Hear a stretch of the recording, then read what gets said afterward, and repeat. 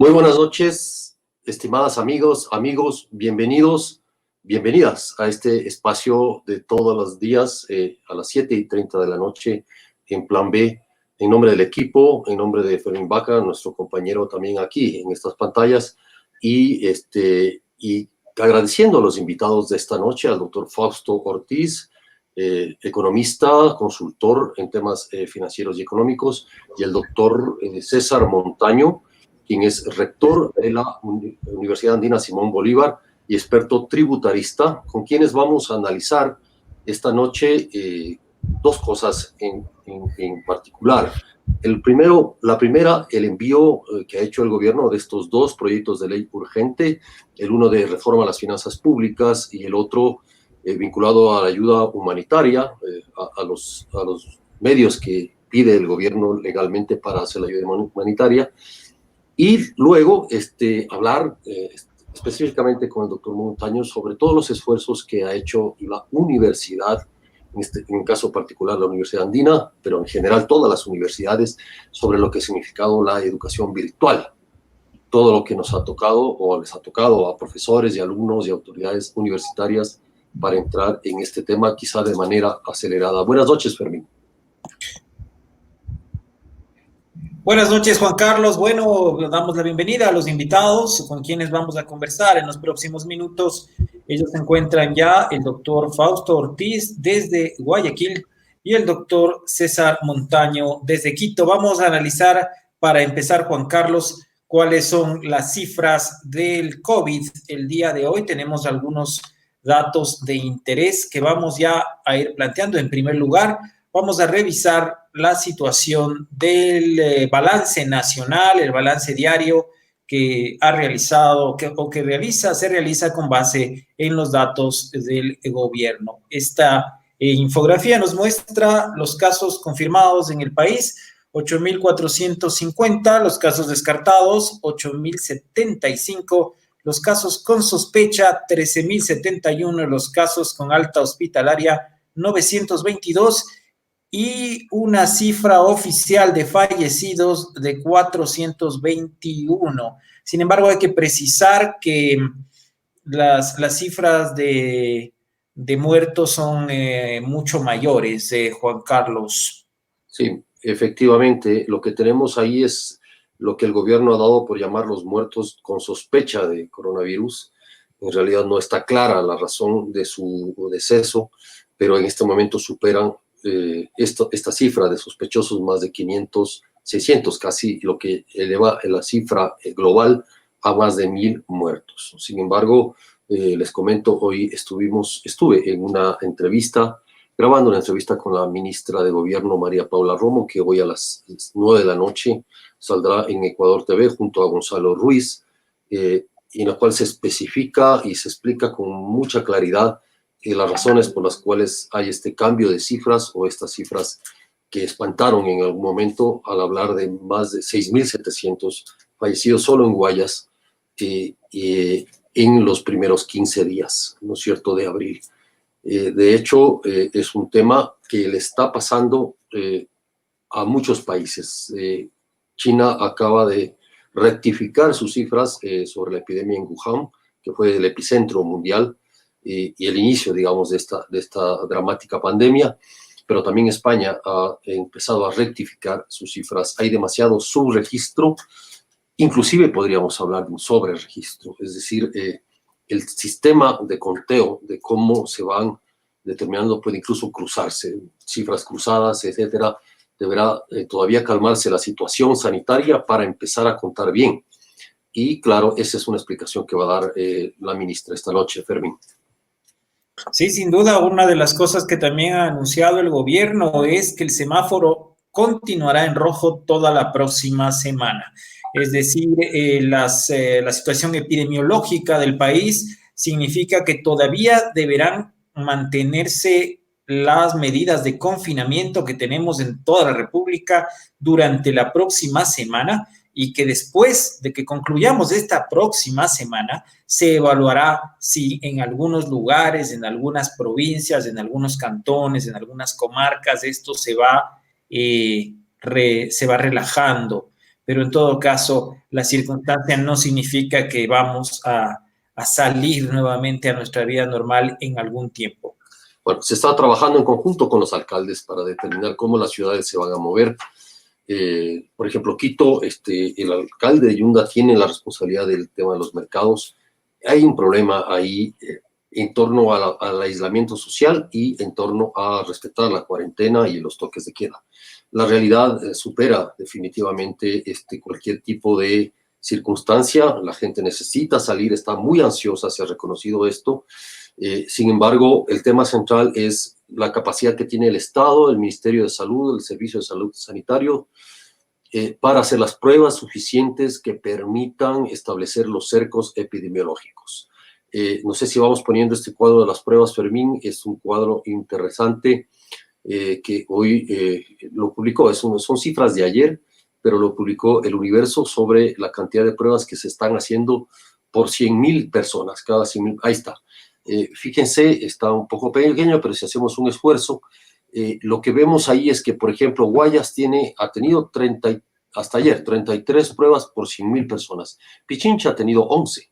Galápagos es la que más pruebas ha tenido, evidentemente, por su situación de aislamiento y porque hay un equipo propio para hacer pruebas. Sucumbíos ha tenido 21 pruebas por cada 100.000 personas, lo cual muestra cómo está la realidad. Hay provincias que han tenido 7, por ejemplo, la provincia de Loja, 7 pruebas por cada 100.000 personas.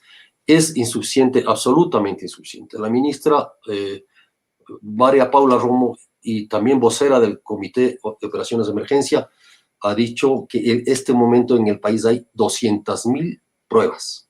Exactamente es lo que tiene el sistema de salud pública del Ecuador para empezar, y en la medida que vayan llegando más pruebas, se va estableciendo toda la estrategia de vigilancia epidemiológica para, junto con un sistema de vigilancia digital o en el sistema informático, podamos a través de los celulares tener una mayor vigilancia en sectores específicos, no en toda la población, sino en sectores que están afectados directamente. En Guayaquil, por ejemplo, hay sectores que están más afectados que otros. En esos sectores se les irá poniendo atención en todo este sentido. En Quito igual, o sea, en Pichincha tenemos claro que hay 5 parroquias: Cotocollao, Carapungo, Conocoto, Chillogallo, las que tienen mayor cantidad de afectados. Es ahí donde se pondrá el acento en la vigilancia epidemiológica. Y la otra forma de salir será, se ha mencionado, por sectores. Es decir, esta semana se está puliendo todo el sistema de protocolos, lo ha dicho la ministra, todo el sistema de protocolos para todos los sectores para que podamos hacer una salida, digamos, ordenada y responsable. Todos los sectores que estén dispuestos o listos para cumplir esos protocolos podrán ir saliendo en actividades ya claramente establecidas. El sector de la construcción va a ser el primero en salir. Son proyectos pilotos y van a ser abiertos, es decir, el proyecto de construcción privado que quiera ya salir deberá someterse a un proceso de protocolo y comprometerse a ciertas actividades sanitarias y que permitan evitar los contagios. Y así, si esto va funcionando bien, podremos tener ya al final de abril una posibilidad de que todos los sectores vayamos saliendo paulatinamente. Esa ha sido, Fermín, estimados amigos y amigas, esa es la estrategia que se va a seguir de aquí en adelante con el sistema de semáforos. Sin duda hay una estrategia, pero el gobierno ha admitido también que tiene cerca de 11 o 12.000 muestras represadas que van a ser enviadas a un laboratorio distinto al INSPI. El laboratorio del INSPI, que es el laboratorio de referencia del Estado, ha sufrido algunas bajas de personal. Entendemos que hasta 18 personas de ahí se han contagiado de los trabajadores del INSPI, eso se informó el día de hoy, y esto motivará que las muestras represadas van a tener que ser enviadas a un tercer laboratorio. No sé si en el diálogo que mantuviste hoy la señora Romo explicó a qué laboratorio, porque en la mañana dijo que van a enviar a un tercer laboratorio. Sí, efectivamente son laboratorios que están siendo activados y es un laboratorio privado. Entonces, el punto es que uno puede tomar todas las pruebas del mundo, pero si no tiene la capacidad de procesamiento, es el cuello de botella que se ha armado. Son 13.000 pruebas, el problema más grave que tiene el país, y eso lo estará resolviendo hasta el transcurso de la siguiente semana, dejando todo listo para que podamos procesar, ojalá al menos entre 2.000 y 3.000 pruebas diarias, que serían en este momento suficientes para empezar una salida ordenada. ¿Y qué te parece, Fermín, si ya de una vez, para no hacer esperar a nuestros distinguidos invitados, topar el tema político y del día y económico? Básicamente, el impacto económico es inconmensurable, es decir, todavía no se puede medir, aún hay cifras dispares, es decir, el ministro de Finanzas habló de 7.000 millones y hay gente que habla hasta de 17.000 millones.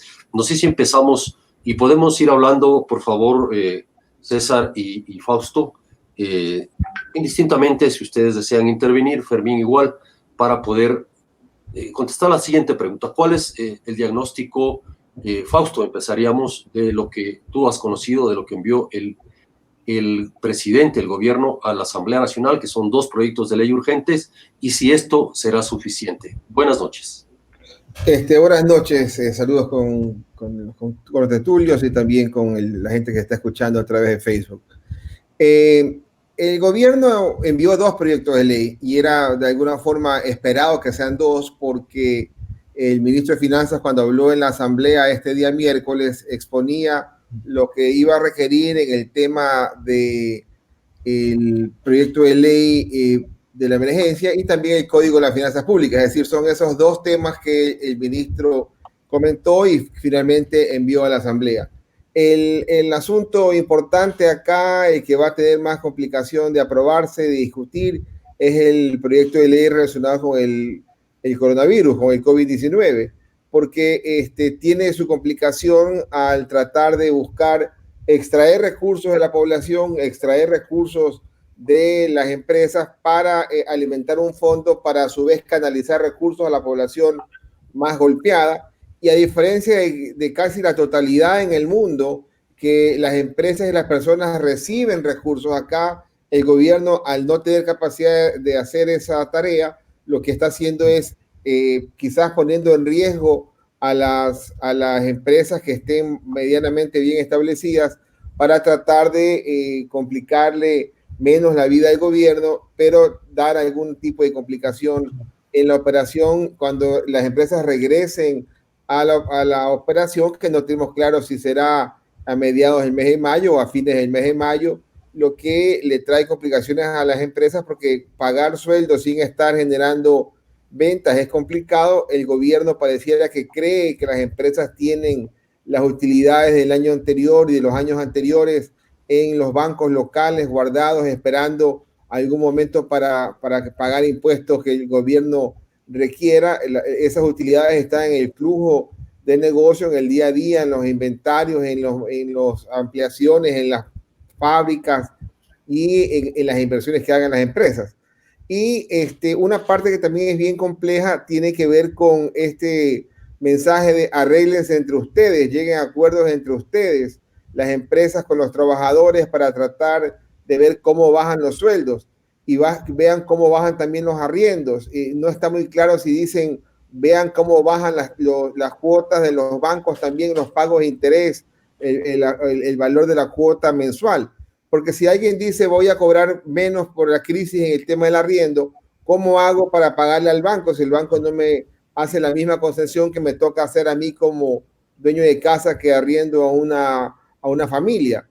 O si la empresa me dice te tengo que pagar 10, 15 o 20% menos de tu sueldo, ¿cómo hago para también tener que pagarle la cuota al banco si también me están afectando los ingresos? Y aparte de afectarme los ingresos, me están diciendo bájate el sueldo y acuerda bajar el sueldo. Es decir, es un tema complicado y es consecuencia de un gobierno que no tiene recursos, que a pesar de que no es culpa del gobierno no tener recursos porque hubo problemas en el pasado, es responsabilidad del gobierno en sus 3 años no haber corregido, no haberse preparado para lo que el gobierno anterior tampoco se preparó. Permítame un momento, Fausto, César y Juan Carlos, tenemos una noticia de última hora. Los acreedores de la deuda externa aceptaron no cobrar los intereses hasta el 15 de agosto. Esto ha sido informado hace pocos minutos por el presidente Lenín Moreno en su cuenta de Twitter. el presidente dice: los tenedores de deuda confían en Ecuador, han aceptado renegociarla. Acabamos de ahorrar 811 millones que servirán para aliviar la emergencia nacional que vive el país. ¿Qué es lo que opinan nuestros invitados al respecto de este anuncio que hace el presidente de la República? César, por favor. Gracias, Juan Carlos y Fermín. Mi gratitud también para Plan B. Un gusto compartir acá con Fausto Ortiz y con ustedes.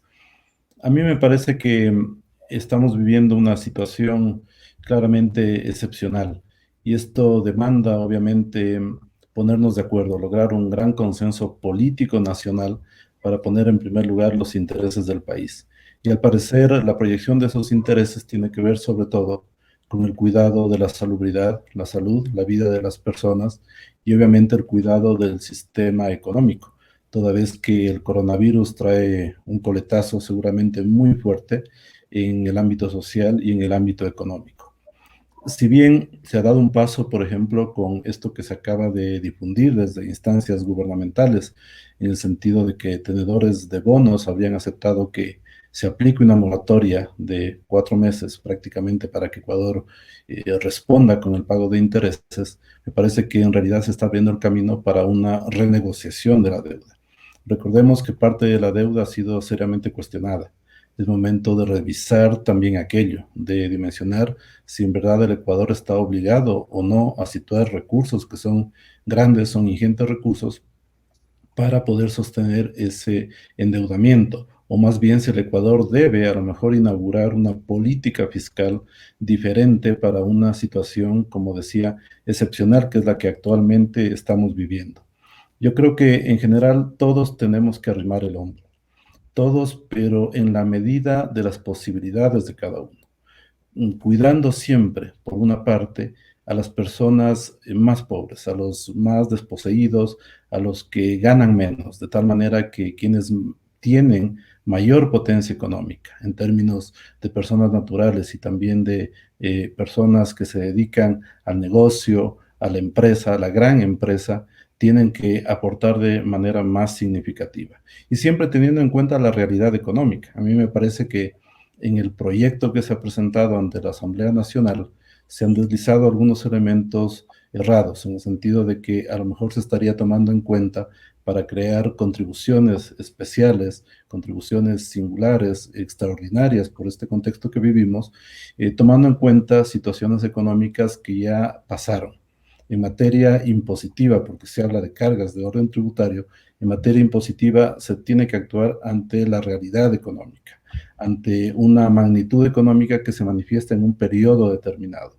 Lo que ya se saldó en el periodo fiscal anterior, en el periodo económico anterior, pues ya fue sometido a gravamen por otros tributos, como el caso del impuesto sobre la renta.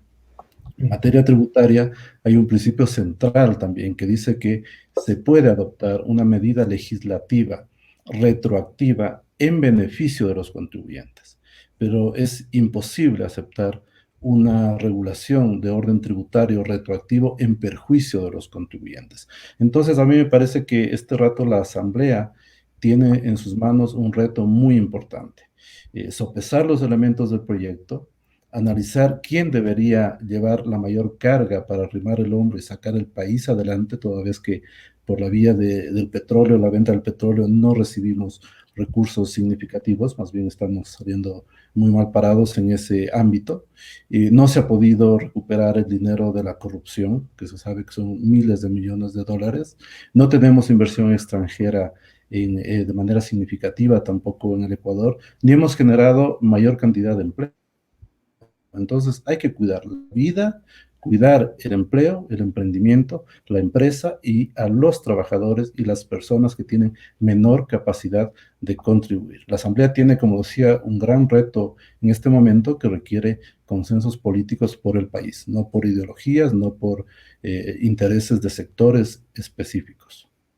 Quisiéramos interactuar también con nuestros seguidores en las redes sociales. Vamos a publicar algunos de los comentarios que recibimos por medio de Facebook. Es el caso, por ejemplo, de lo que nos pregunta o lo que comenta Pablo Piedra Olivar. Vamos a ver qué dice Pablo Piedra. ¿Qué opinan sobre el cobro a personas que trabajan sin relación de dependencia basados en sus ingresos de 2019? ¿Qué es lo que opinan al respecto nuestros invitados? Porque a mí me parece particularmente sensible este tema. Las personas que ya debieron pagar impuesto a la renta ya la pagamos y ahora también vamos a tener que pagar una especie de pensión mensual prorrateada. Esa es la propuesta del gobierno. ¿Qué es lo que ustedes opinan al respecto? A ver, si fuera alguien con relación de dependencia, es más sencillo hacerle el cobro. Si yo gano $1,000, mi empresa me retiene lo que diga la tabla, así que es aprobada, y luego le paga el fisco. Pero si yo no gano $1,000 y tengo 5 clientes de 200, entonces es como el gobierno está pensando en que cada persona de 200 le va a recaudar una tarifa pequeña o no le va a recaudar, cuando en verdad la persona que gana 5 de 200, que son $1,000, debería pagar un valor mayor. Y entonces el gobierno se las ingenia para tratar de decir, en base a lo que ganaste en el año 2019, entonces vas a tener que facturar y hacer tú mismo el compromiso de pago sobre ese ingreso neto de lo que facturabas como profesional. Pero acá el gobierno se olvida también de que yo pude haber perdido en este año 2020 o podré perder en el 2020 el 10, 20, 30 o 50% de mis ingresos y me estaría el gobierno intentando cobrar algo que no voy a poder facturar. Por lo tanto, no tiene mayor apego a la realidad más allá de un deseo fiscalista del gobierno. Ahora, Fausto, ¿cuál sería la salida? O sea, de hecho, hay un montón de dificultades. El gobierno ha planteado ya esta hoja de ruta legal, lo ha planteado la Asamblea. ¿Cuál crees tú que deba ser la salida? No queremos contribuciones especiales, no es posible, perfecto, no es posible, a pesar de que haya el marco legal, pónganse ustedes de acuerdo, esta figura que significa establecer una serie de relaciones de la cadena de pagos para poder que se cumpla. ¿Cuál crees tú, Fausto, que es una salida adecuada a todo esto? Porque tiene que haber una salida. O sea, la crisis, el impacto, como decía al principio, es inconmensurable. Tenemos sectores que prácticamente están quebrados. Si esto no sucede, el gobierno calcula que podremos tener 500,000 nuevos desempleados en el próximo semestre. Sí, mira que el gobierno no pasa un mensaje claro. El presidente de la República, en el mensaje que nos dijeron hace un momento, dice, nos hemos ahorrado $800 millones y no hay ningún tipo de ahorro de $800 millones por no pagar los intereses. Lo que ha habido es un diferimiento. Se le ha dicho a los tenedores de deuda, les vamos a pagar en agosto 15. Es decir, hay un diferimiento y en agosto 15 y hasta esa fecha, el gobierno deberá tratar de encontrar una forma de arreglarse con los tenedores de deuda para tratar de decir, ahora vamos a renegociar, vamos a cambiar el instrumento de deuda de 100 a cambiárselo por otro igualito de 100 por una tasa de 5 o vamos a decirle, vamos a cambiar por uno de 70 a una tasa de 8. Es decir, todavía falta ver cómo el gobierno va a enfrentar y si es que ese momento va a recibir respuesta de parte de los acreedores, de alguna forma lo que también está planteando Fanny, en qué condiciones se pagará en agosto, va a depender de aquello. ¿Y qué hacer? Yo creo que lo que el mundo está haciendo es apoyando directamente a las empresas y a las personas para que no tengan un golpe tan fuerte. El gobierno no tiene recursos, es cierto, pero el gobierno debería hoy día aprovechar para dejar cambios estructurales importantes para después de la pandemia, es decir, para después de 6 meses, después de 8 meses, después de 10 meses, para dejar entonces en ese momento ya corregido algunas cosas que tienen que ver con el gasto, no reducirlo hoy día, pero dejarlo arreglado para que se reduzcan en el futuro. En el tema de recaudación, no aumentar impuestos hoy día, pero sí dejar arreglado hoy día algunas cosas estructurales para ir preparando la economía para el día después. Y dejando los cambios estructurales, digamos, el tema de los combustibles, creo que es importante corregirlo hoy día, aunque no implique aumentar las gasolinas hoy día, pues inclusive habría que bajarlas, pero dejar arreglado el tema del transporte, por ejemplo, el diésel, los subsidios adecuadamente, para que esas medidas que se corrijan hoy día puedan pasar un mejor mensaje de que vamos a enfrentar mejor y vamos a estar mejor luego de la pandemia y que ese mejorarse después de 6 meses pueda implicarle y permitirle al gobierno bajar el tema fiscal, el déficit para el futuro y traer recursos hoy día. La solución de esto es atraer a través de recursos que el gobierno pueda conseguir de financiamiento. Es plata fresca la que necesitamos, no cambiar de bolsillo derecho a bolsillo izquierdo. Gracias Fausto. No sé, César, tus comentarios al Sí, respecto. únicamente agregar sobre este punto, estoy muy de acuerdo con varios de los elementos citados por el economista Ortiz. Me parece a mí que está pendiente una lucha también agresiva para combatir la corrupción, la evasión tributaria. En el ámbito impositivo hay que hacer mayores esfuerzos para recuperar esos recursos que no se han podido lograr que lleguen a las arcas públicas. Me parece a mí que ahí hay un reto muy importante de la administración tributaria. Y otro gran reto tiene que ver también con racionalizar el gasto público. Me parece a mí que es tiempo de vacas flacas, tiempo en el cual hay que pensar en prioridades. Necesitamos cubrir al sector social, pero el sector social en mucho está conectado con el sector productivo. Entonces me parece a mí que tenemos que hacer un gran esfuerzo de inteligencia financiera, de planificadores, para que la política fiscal dé un giro. Estamos en época de vacas flacas. Yo creo que hay que analizar si la política fiscal, el estilo, la manera de estructurarla, que se aplicó, que se manejó en los últimos 10, 12 años, ha sido cambiada de alguna manera. A mí me parece que el contexto ha cambiado, la realidad ha cambiado y los retos también han cambiado, no solamente por el coronavirus, porque antes del coronavirus ya sentíamos mucha presión en materia fiscal, de tal manera que me parece a mí que hay que dimensionar que es un problema extraordinario, todos a arrimar el hombro, pero quienes más tienen posibilidades de hacerlo tienen que contribuir también, pero esto no va a sostener, esto solo no va a sostener la emergencia. Aquí se necesita varias otras medidas. El tema de la focalización de los subsidios. Me parece a mí que una deuda histórica que se tiene con el país tiene que ver con ello y que implica uso racional, uso inteligente de los recursos que nos pertenecen a todos los ecuatorianos.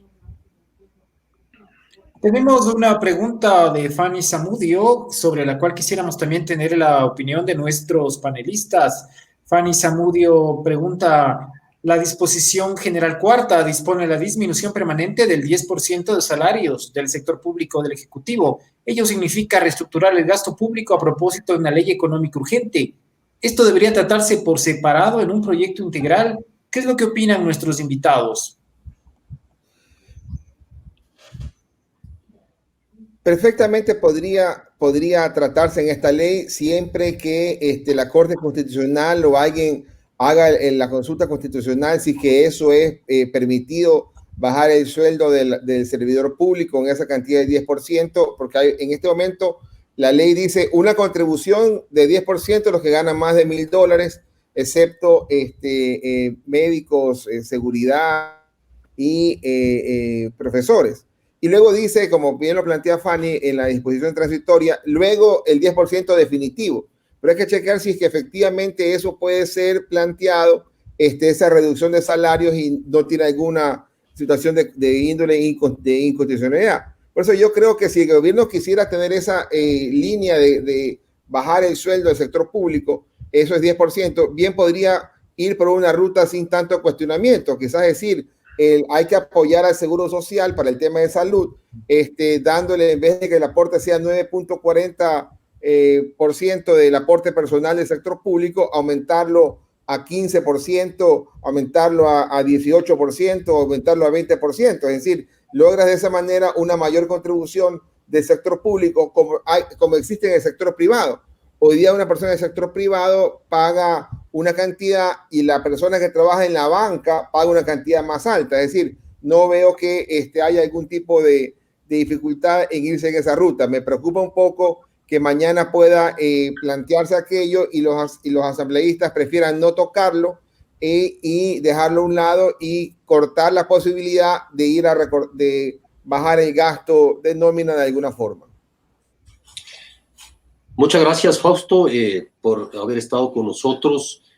Sus criterios son claros en el sentido de, primero, no es que hay un ahorro de 800 millones en los intereses de la deuda, hay un diferimiento. Este diferimiento tendrá que ver, además, con lo que plantearon nuestros lectores y quienes están siguiéndonos en Facebook, tiene que ver con las condiciones en las cuales se ha llegado a este diferimiento y cómo se termina de pagar, porque de ley se va a pagar. Lo otro también es que lo que se plantee en la renegociación hasta agosto, dice Fausto Ortiz, será lo relevante y lo más parecido es que el gobierno ha podido refinanciar esos intereses. Gracias, Fausto, por haber estado con nosotros y ahora vamos a retomar con... gracias, muy gentil, Fausto. Te volveremos a molestar en el momento que sea pertinente, siempre contando con tu generosa presencia. Y luego... César, ya retomar contigo la conversación para hablar del otro tema, a menos que quieras comentar un poco más sobre esto, finalmente en este tema económico, y pasar a también lo que gratamente ha sido convocado y es para hablar como rector de la Universidad Andina y todos los esfuerzos que han hecho el sistema en general de la educación superior para salir en esta crisis airosos en las clases virtuales. Esto no era una costumbre, sobre todo en la universidad pública, no era una cosa común, no es. Y hoy esta crisis, si podemos decirlo así, y si cabe el término y no es impertinente, que no hay mal que por bien no venga, las universidades se han visto prácticamente obligadas a acelerar esos procesos. ¿Cómo ha pasado esto, César? Sí, gracias, Juan Carlos. Simplemente remarcar para cerrar el tema anterior, la necesidad de trabajar hacia la búsqueda de un gran consenso político histórico ante algo extraordinario, donde se ceda posiciones y se deje de lado intereses de grupos, sobre todo, donde se cuide al menos favorecido. Me parece a mí que esas son las líneas rojas, como se suele decir. Luego, obviamente, la normativa que se adopte en la Asamblea va a tener que ser revisada también por la Corte Constitucional, de tal manera que ahí podemos encontrar, digamos, otro límite a esa facultad de regulación que tiene la Asamblea Nacional. Y seguramente la Corte en su momento pues evaluará la necesidad de cuidar que no se afecte derechos. Eso por el tema anterior.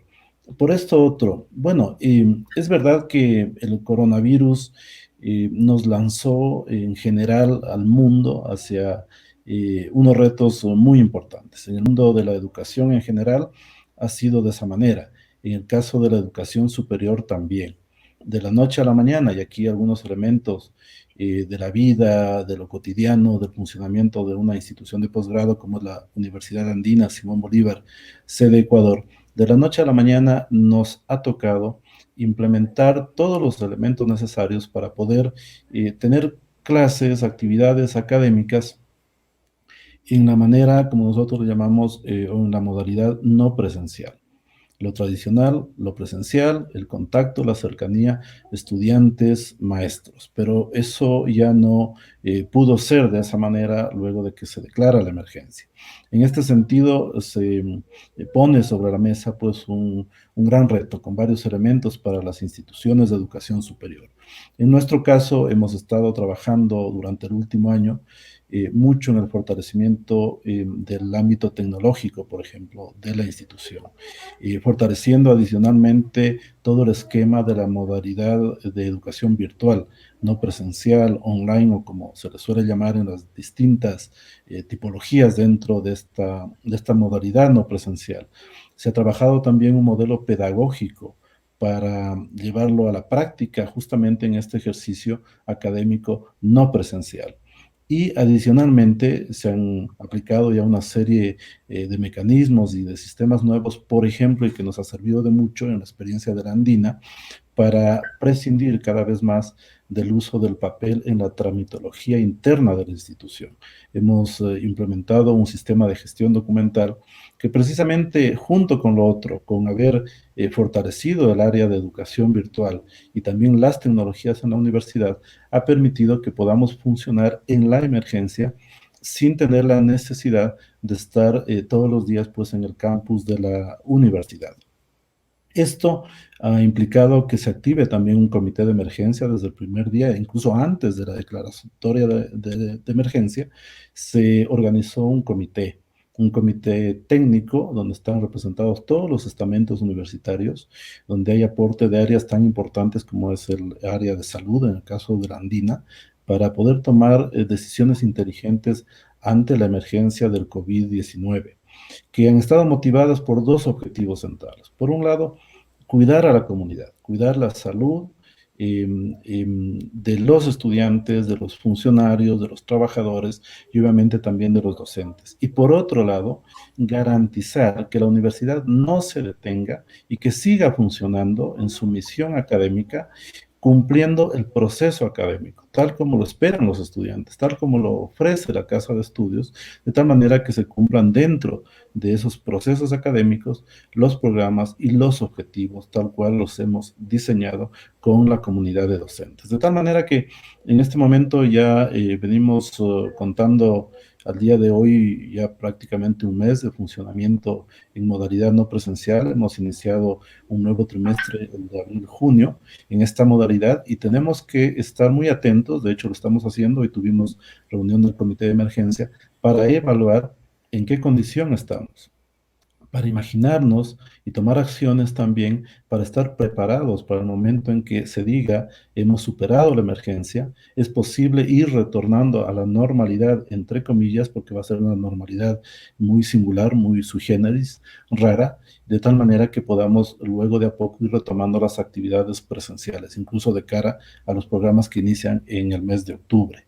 Así que es un trabajo que nos ha hecho dar un giro importantísimo, casi de la noche a la mañana, pero en el caso de la Universidad Andina lo hemos podido hacer porque hemos fortalecido todos los espacios necesarios para garantizar, como digo, cuidar a la comunidad y por otro lado, cumplir los objetivos propuestos de nuestra oferta y nuestra apuesta académica. César, ahí lo que hay es una universidad de posgrado, ¿no es cierto?, que ya tiene un nivel de organización de esta naturaleza. Dos cosas ahí. ¿Qué pasa con las universidades públicas más grandes? Por ejemplo, bueno, habría que preguntarle a la Universidad Central, pero como tú imaginas que esté pasando en universidades públicas más grandes que no tienen, tienen muchísimos más alumnos, tienen menor infraestructura tecnológica, y creo que todavía serias dificultades para arrancar un periodo lectivo con mayor eficacia. Eso lo uno. Y lo otro, tú hablabas de un modelo pedagógico. ¿Qué significa esto? Porque aquí el debate es ese. Nuestros hijos, bueno, yo tengo una hija universitaria y está recibiendo clases en el modelo pedagógico. Sin embargo, hay otros colegios, por ejemplo, colegios fiscales que no tienen acceso. Hay colegios fiscales que no tienen acceso hasta este momento a una formación de esta naturaleza. Y ese es un reto para el país. Y luego tenemos también muchas quejas también de que no es lo mismo dar... hay gente que quiere dar clases vía internet como si estuviera en clases presenciales, y eso es el modelo pedagógico que tú mencionas. ¿En qué consiste? Gracias, son muy pertinentes las preguntas, Juan Carlos. En el primer caso, es evidente que la respuesta ante la emergencia en materia de instituciones educativas depende de muchos factores, de muchos elementos.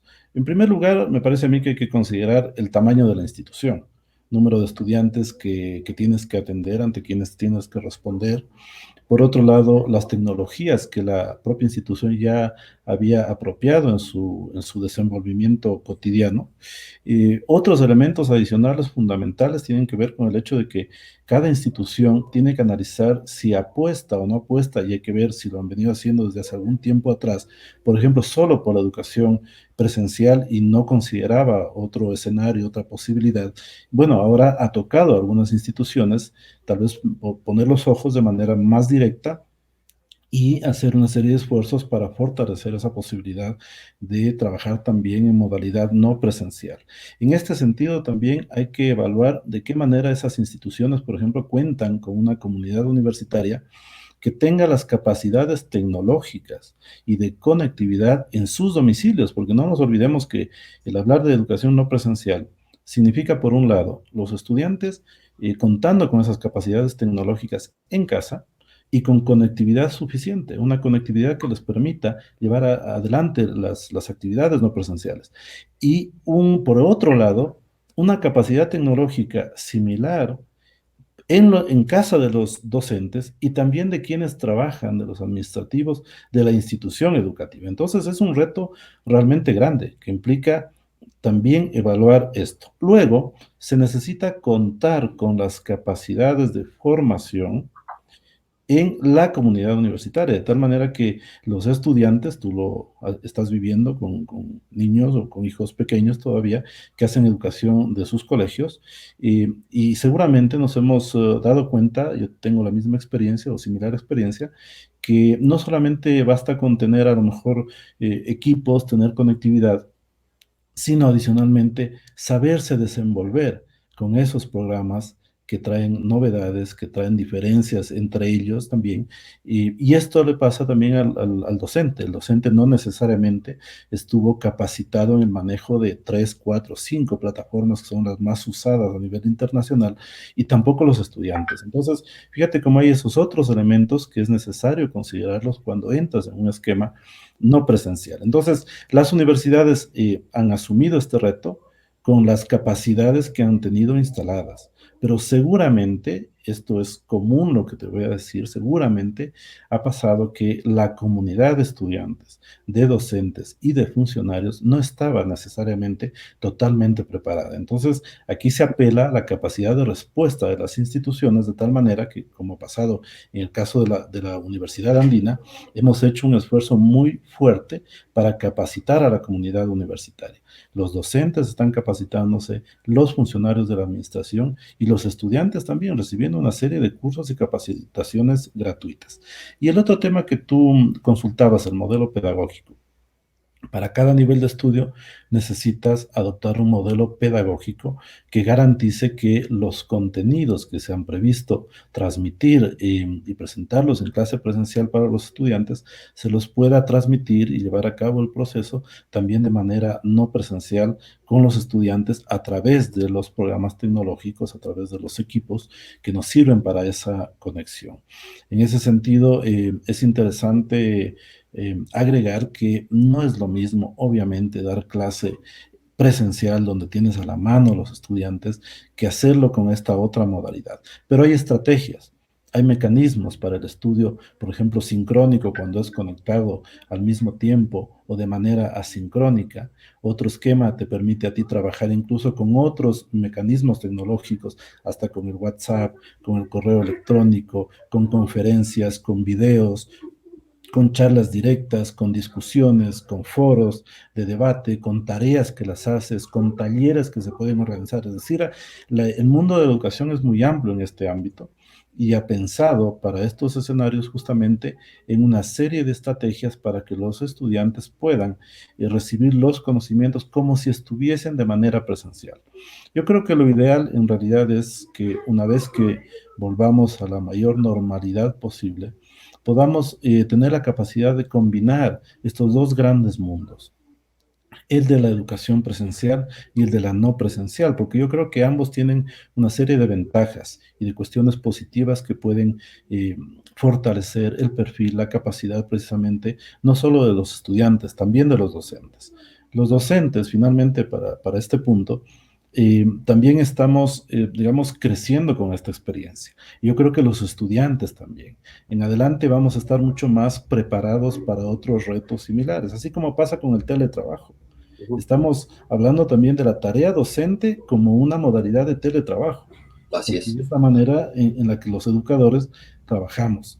Entonces, a mí me parece que siempre en contextos, por más difíciles que sean o que se nos planteen, tenemos que pensar que allí podemos también encontrar algunas oportunidades de crecimiento y de fortalecimiento. César, una inquietud del doctor Carlos Larriati de la Universidad de las Américas puso en Twitter hace poco tiempo que el correísmo tenía un cierto prejuicio frente a la educación a través del Internet y que el señor, el secretario de CNECI de Correa, Ramírez se había empeñado en desmantelar todos los programas de teleeducación que había. Por eso, ahora la universidad, como usted nos ha señalado, ha tenido que utilizar la infraestructura que tenía, que no necesariamente puede ser la más adecuada. ¿Cree que hay un prejuicio intelectual frente a la educación a través del Internet, frente a las nuevas tecnologías en educación? A mí me parece que el corazón de esta discusión radica en el modelo pedagógico. Porque cuando nosotros pensamos en los equipos de computación, en los sistemas, en las plataformas, estamos hablando de instrumentos para hacer, ojalá de mejor manera, una tarea que es tan importante como la de la docencia en el mundo de la educación. Yo creo que no hay que perder de vista esta primera cuestión, ¿no es cierto? Es como que hoy instalo unas grandes pantallas importantes en un aula para poder reemplazar a lo mejor unos infocus que ya caducaron porque su vida útil se agotó, ¿no es cierto? Aquello es necesario, obviamente, reemplazar equipos, actualizar tecnología, pero lo de fondo no es eso, sino el hecho de que ese nuevo equipamiento sirva para mejorar los procesos educativos, para efectos de que pueda darle más, de alguna manera se le pueda dotar al docente de más herramientas para que sea más eficiente en su tarea y para que todos puedan crecer, como había señalado hace un momento. Otro punto que tiene que ver con la inquietud del colega Carlos Larriategui. Y lo que pasa es que en los últimos años han aflorado una serie de instituciones que venden el posgrado a nivel internacional, casi al estilo de una empresa que negocia con la educación. A nivel internacional esto se ha presentado. Hay instituciones que incluso cotizan en bolsa a nivel internacional y que hacen educación online, donde casi que se podría decir se tiene un negocio, donde no hay un cuidado de la calidad de la educación superior. A mí me parece que una cosa es que esas instituciones hagan esta oferta, la presenten al mundo, una oferta de educación virtual sin mayores controles, sin mayor calidad, sin mayores exigencias, con muchísimas facilidades, incluso en términos de costos. Y otra cosa es que una universidad seria, que tiene un respaldo, que no lo tiene esa otra institución. ¿A qué me refiero? Un respaldo en el nombre de la universidad, en la trayectoria, en el hecho de que tiene una comunidad universitaria funcionando, una comunidad académica que investiga, que escribe, que indaga los problemas de la realidad, que los analiza y que transmite el conocimiento, que publica y difunde investigaciones, que tiene una comunidad viva de estudiantes, de funcionarios y docentes, es muy diferente a un negocio que hace educación virtual a distancia. Entonces me parece a mí que las universidades, todas las serias universidades que hay en este país, tienen todo el derecho de poder pensar que también pueden hacer educación no presencial de manera seria, porque detrás seguramente hay el respaldo de una verdadera institución universitaria. Entonces me parece a mí que simplemente hay que evaluar esos grandes elementos y tener claro que una universidad, sin que importe los caminos o los vehículos por donde fluya con su tarea académica, con su misión, con sus grandes retos, tiene que seguir siendo universidad. Transmitir algo serio a los estudiantes, algo que les permita construir visiones críticas del mundo, proponer soluciones a los grandes problemas de la sociedad contemporánea, más ahora que el escenario ha cambiado casi todo. Lo que pensábamos que iba a venir, ya no es seguro que se dé de esa manera. Alguien lo dijo ya antes, ¿no? El futuro ya no es lo que era, hay que pensarlo todo de nuevo. Eso se está cumpliendo con el coronavirus y las instituciones de educación en todos los niveles tienen que ayudar para comprender esa realidad. Es un gran reto que tenemos. Muy bien, muchísimas gracias César por haber estado con nosotros y por ilustrarnos en realidad sobre esta situación. Creo que muchas, miles de personas están viviendo esta realidad, este momento, enfrentando un nuevo mundo, por lo menos en el ámbito de la educación. Gracias César. César Montaño ha sido nuestro entrevistado hoy también, él como rector de la Universidad Andina Simón Bolívar, la Universidad de Posgrados, y también como experto tributarista, PhD, como es en Derecho Tributario. Gracias, César, por haber estado con nosotros. Gracias. Bueno, para terminar, Juan Carlos, vamos a revisar algunos comentarios de las personas que nos escriben a través de las redes sociales. Hemos contestado ya algunas inquietudes, pero vamos a revisar las últimas que han llegado. Teníamos un comentario de Mauricio Molina, Juan Carlos. Él dice, ¿cómo se puede lograr que la ciudadanía tenga confianza en los aportes e imposiciones y que esto se canalice en lo referente, estos dineros se canalicen de manera adecuada, ¿no? Porque esto ya nos pasó con los del terremoto, señala. Ahí es importante señalar nada más que está claro el mecanismo que plantea el gobierno de un fideicomiso privado. Digamos, tendría que resolver un tema legal porque los privados no pueden manejar dineros públicos. Eso está en la ley, entonces es parte del paquete de reformas. Sin embargo, está claro que ahí el gobierno debiera ser muy riguroso en decir a dónde va ese dinero. Por ejemplo, ese dinero podría ayudar a subsidiar el pago de pensiones privadas en los colegios, incluso universidades. Un pago de la mitad del valor de las pensiones, para que no se afecte lo que se llama la cadena de pagos. Si yo no puedo pagar al colegio, el colegio no puede pagar a los profesores, ni a sus autoridades, ni a su personal administrativo, ni todos los costos que tiene que pagar, luz, agua y todo eso. Las facturas no esperan y los costos se acumulan. Entonces, ese dinero podría ser usado para aquello con absoluta rigurosidad en el sentido de a este sector va el gasto y cómo va a ser manejado y cómo se va a rendir cuentas. La plata es una situación, manejo de dinero es absolutamente delicado, sobre todo porque finalmente esto es dinero público. Esto es un dinero que va a salir de nuestros bolsillos si es que lo aprueba la Asamblea y va a ser administrado por el Estado a través de un fideicomiso privado. Es una figura extraña que, sin embargo, sobre todo, el gobierno tendrá que decidir qué sectores van a ser los beneficiados claramente en esta cuestión, Fermín. Así es, bueno, quisiéramos cerrar ya este espacio. Queremos agradecer a las personas que se han conectado con nosotros esta noche. Queremos agradecer de manera especial a nuestros invitados, al economista Fausto Ortiz y al doctor César Montaño. Estaremos conectándonos con ustedes próximamente. No se olviden que este programa lo pueden ver en YouTube, en nuestro canal de YouTube de Revista Plan B, y también está permanentemente disponible en nuestra página de Facebook y también en la cuenta de Twitter de Revista Plan B. Juan Carlos, buenas noches, amigos, buenas noches. Buenas noches, y antes de despedir, nada más invitarles a que sigan con nosotros leyendo nuestros reportajes y nuestros reportes en Minuto a Minuto, todo sobre el coronavirus en Plan B, y luego también los reportajes que vamos subiendo en nuestra página, que les invitamos a seguir, www.planb.com.es, y en nombre de todo el equipo de Susana Morán, de Luis Argüello, de Jazz Ojeda y de ti, Fermín, también gracias por estar con nosotros.